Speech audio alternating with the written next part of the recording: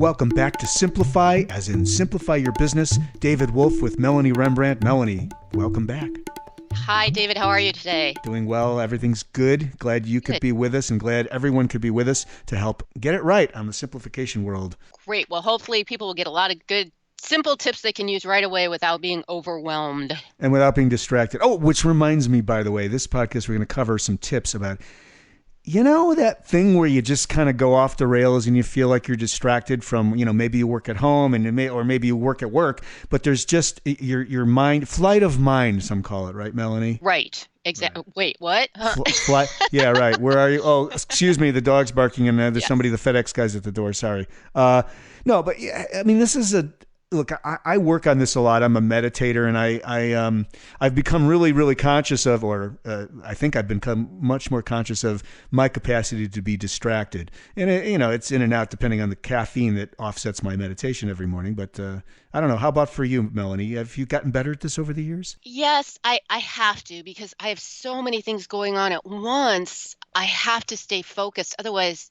nothing gets done the right way. Yeah. You know, you want to do 100% of each activity you're doing, but if you're distracted and really multitasking, it's impossible. Well, yeah, and I think, I don't know, we have a few tips here for you folks, so we'll dive right into them, but I think multitasking is a part of the equation here. Let's talk about that if we have time. All right, anyway, so set a time and review emails and texts every day. You don't have to stop what you're doing to check and provide a response right away. And by the way, folks, just before we started rolling on this podcast, I did exactly this thing that Melanie's telling us we shouldn't do, which is a text came in literally while we were recording, and I was like, I went crazy and I couldn't think.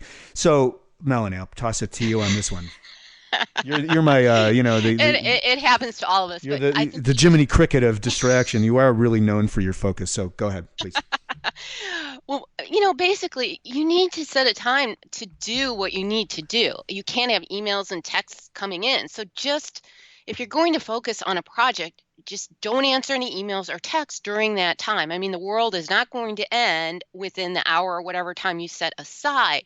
I know I have a lot of friends who just check their emails at one time a day. I couldn't possibly do that, but wow. Yeah, I don't know. I don't think I could take it to that level of discipline or extreme or whatever you want to call it, because, there's someone who wrote a book. I can't remember the name of the book, but she called the mobile devices our ray of hope. Okay. I love that. She was talking about how the mobile devices have changed the way we think and our behavior in business and just in life too. It wasn't just a business book. I think the book is called Alone Together, and forgive me, I don't have the author in front of me, but it talks about this idea that it actually has trained us to hope. We were, the reason we want to check our emails is because we're wanted, we're loved, we're needed, we've got a new job, a new gig coming, the pipeline just got bigger, the funnel got fuller, whatever that is, right? Correct. And obviously it's so addictive, having your phone right there and responding. But if you really want to get something done and not be distracted, you really need to put your phone aside and also, not respond to emails and texts and all that in order to get done what you need to get done. Is some of this generational too? Sorry, I had to go. Oh, there. yes. I mean, it just depends how you grew up and, also how you've learned in the past to focus and get things done. But, really, you're not going to do something the best you possibly can unless you're focusing on it. If you're doing several different things, your focus is split between all of those things. So, yeah. And I just think it's a good idea to set a time to focus on the activity you're doing and then, answer your emails and texts. And it's been said that multitasking, even though it seems like you're busier and more productive, is actually counterproductive in most cases. Exactly. I have read that as well. I don't know where I can't credit the source other than somewhere in my memory somewhere. So there it is. I think there's a lot of sources, so you're okay there. All right, good.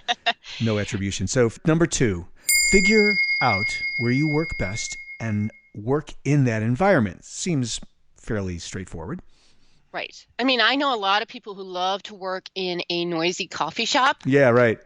Like parallel play. They just like the noise. Yeah. Exactly. And, I like it quiet. So, make sure you're in the environment where you can get things done. It seems pretty simple and obvious, but a lot of people don't think about that. Right. Just make sure you're where you function at your highest and best at all times. So that's number 2.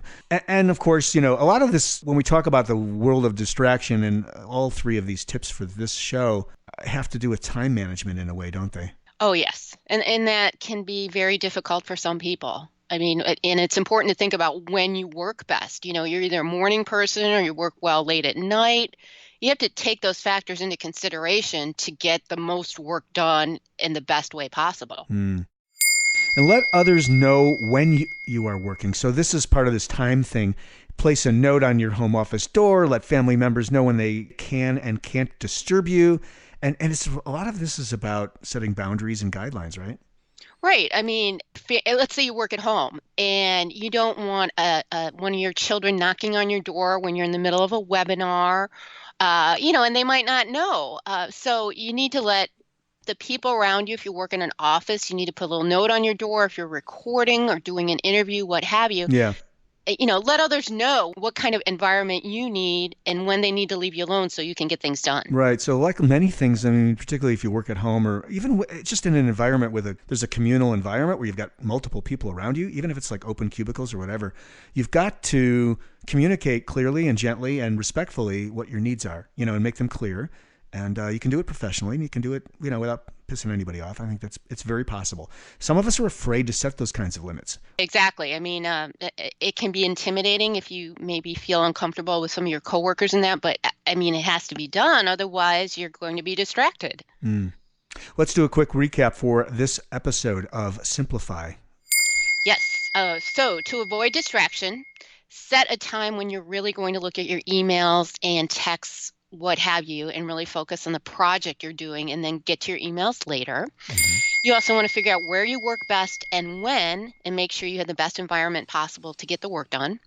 And 3, let others know when you're working and when you need quiet time or whatever issues you need to have to make your work become a reality and to get things finished. All to make your business more productive, your life more satisfying, and to simplify. Thanks for listening to Simplify Your Business. Melanie Rembrandt, I'm David Wolf. Melanie can be reached at rembrandtwrites.com. I'm at podcastandradio.com. We'll see you next time. Thanks, everyone.